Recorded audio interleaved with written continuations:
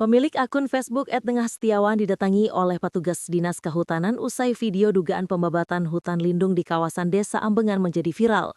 Dalam video yang diunggah kembali, terlihat dua orang petugas kehutanan mempertanyakan maksud dan tujuan video yang diviralkan. Nengah Setiawan mengaku tidak terima didatangi dan merasa dirinya diintimidasi.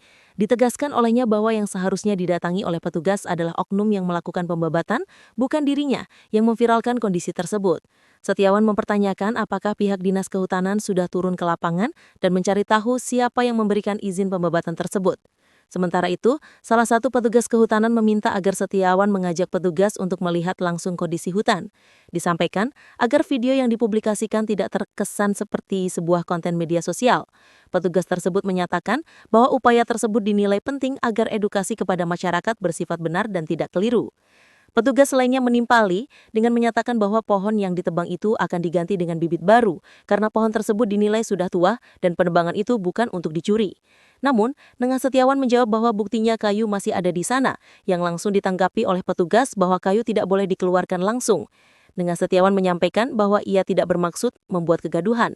Ia murni ingin mengetahui kondisi hutan dengan pohon-pohon yang ditebang. Ia menyampaikan bahwa pohon-pohon berukuran besar dinilai tidak mungkin tumbang tiba-tiba. Menurut penglihatannya, beberapa batang pohon itu diduga sengaja dilukai pada bagian batang sehingga berlahan pohon tersebut mati.